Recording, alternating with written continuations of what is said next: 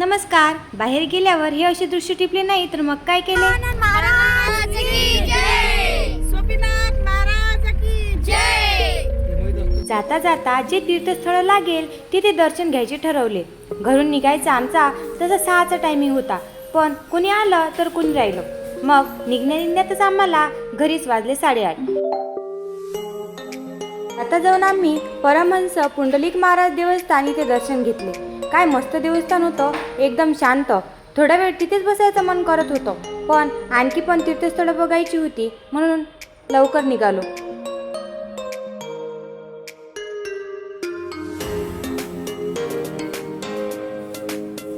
सकाळी घाईघाई सर्वजण निघालो. ना कोणी नाश्ता केला ना कोणी काही खाल्लं.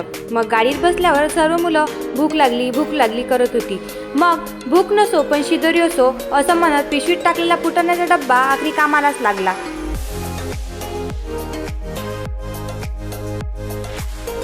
पुंडलिक महाराजांचे दर्शन झाल्यावर आम्ही आलो इच्छापूर्ती दुर्गामाता मंदिर दर्यापूर. आपण ट्रिपमध्ये ॲड न करता आपल्याला माहीत नसणारे हे देवस्थान पाहायला मिळाले म्हणजे सोन्याहून पिवळे.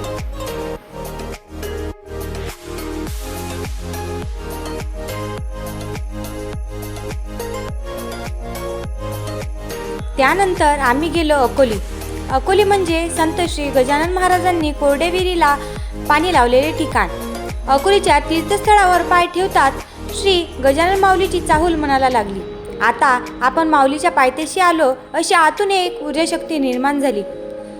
मस्त मंदिरामध्ये पाय वगैरे धुतले आणि सर्वजण मंदिराच्या आत शिरलो. मुलांना तर खूपच मजा येत होती. मंदिराचा परिसर एवढा मोठा आहे की तिथे लग्न कार्य पण होतात. 1.5-2 तास प्रवास करून सर्वजण दमले होते. मग घरून आणलेले डबे सोडले आणि तिथेच जेवण केलं. बघा ना, बाहेर गेल्यावर एवढे जण सोबत जेवायला, फिरायला आणि फॅमिलीसोबत टाइम स्पेंड करायला किती मिळाला. गजानन महाराज करो आणि वर्षातून 2 तरी ट्रिप आमच्या अशा सोबत निघत जाऊ.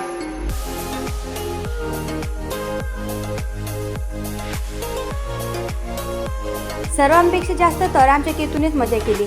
जिथे गेला तिथे फुल मूडमध्ये होता.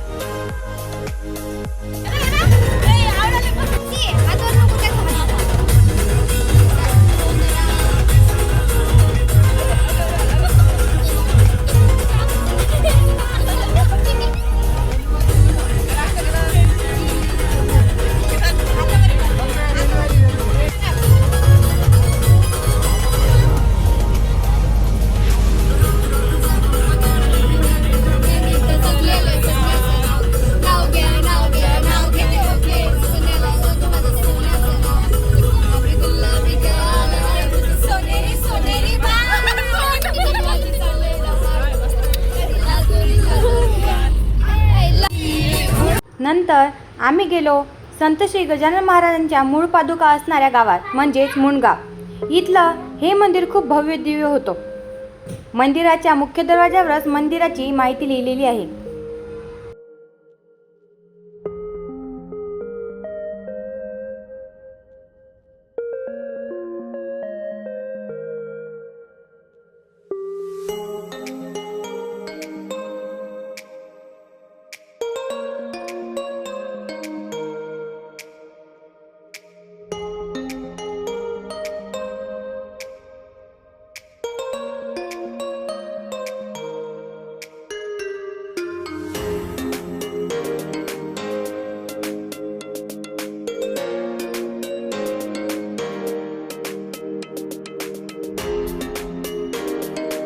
खूप दिवसांची इच्छा शेगावात येण्याने पूर्ण झाली आणि आलो शेगावात. तू असतोस नेहमी सोबत माझ्या हा विश्वास होतो. तू असतोस नेहमी सोबत माझ्या हा विश्वास होतो. या साधारण आयुष्याचा प्रत्येक क्षण हा खास होतो. मग काय विनंती करावी मी तुझ्या पुढे गजानना. तुझ्या दर्शनाने माझ्या साऱ्या संकटाचा नाश होतो.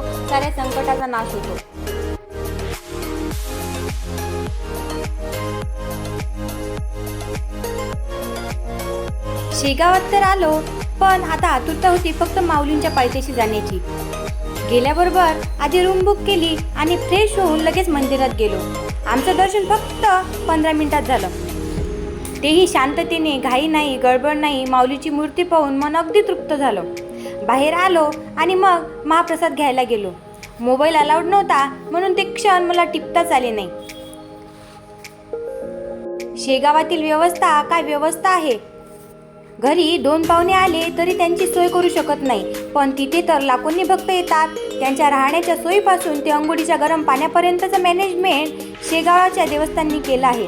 स्वच्छता तर विचारूच नका, एकदम नीटनाटकं. नशीब बघा ना कसं. आम्हाला कैवल्याचा बड्डे पाचा होता म्हणून खूप मोठा करायचा होता, पण काही कारणास्तव आम्ही तो रद्द केला आणि योगायोगाने आमची 21ची ट्रिप ही 20लाच निघाली आणि कैवल्याचा बड्डे हा माऊलीच्या आशीर्वादाने शेगावातच झाला. असाच आशीर्वाद गजानन महाराजांचा कैवल्याच्या पाठीशी राहो आणि जीवनात खूप यश संपादन करो. मुलांनी तर खूपच एन्जॉय केला.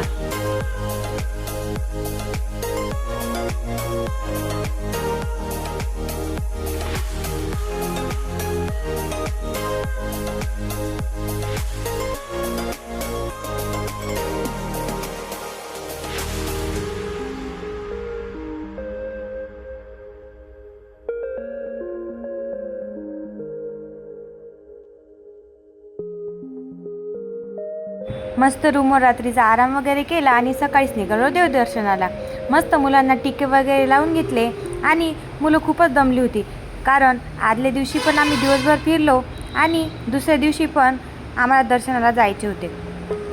आणि तीर्थस्थळावर गेलो आणि गजरा लावला नाही म्हणजे काहीतरी विसरल्यासारखेच वाटते. सर्वांनी गजरे वगैरे घेतले आणि वातावरण खूपच मस्त होतं.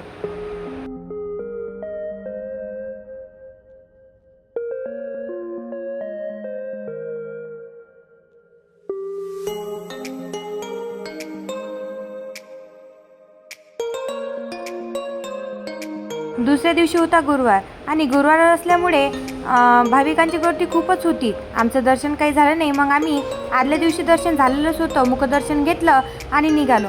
शेगावात असणारं श्री महालक्ष्मी मंदिर सिद्धपीठ शेगाव या मंदिरात गेलो आणि गेल्या आम्हाला आरती लागली.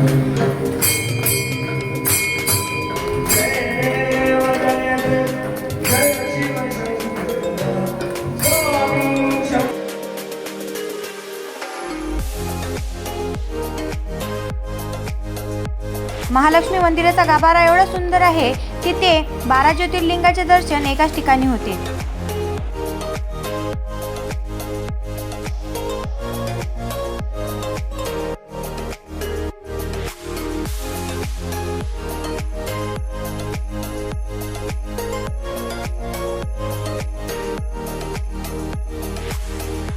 मंदिराच्या मागं असणाऱ्या गार्डनमध्ये सर्वांनी खूप एन्जॉय केला. तिथे झोके, घसरगुंडी, पाळणे सर्व काही होतं आणि आम्ही पण मुलांसोबत टाईम स्पेंड केला. मुलांना खूपच मजा येत होती. खेळण्यावर खेळताना टाईम कसा चालला गेला माहीतच नाही पडलं.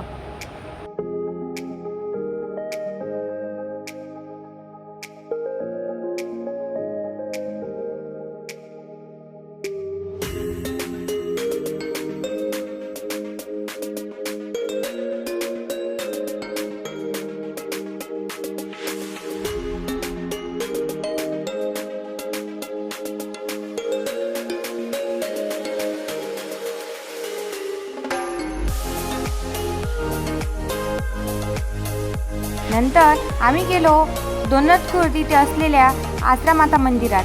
एवढी मोठी नदी आहे आणि खूप सारं पाणी आहे. वातावरण तर एवढं शांत होतं. प्रवास करून खूप दमलो होतो, मग उसाचा रस प्यायला गेलो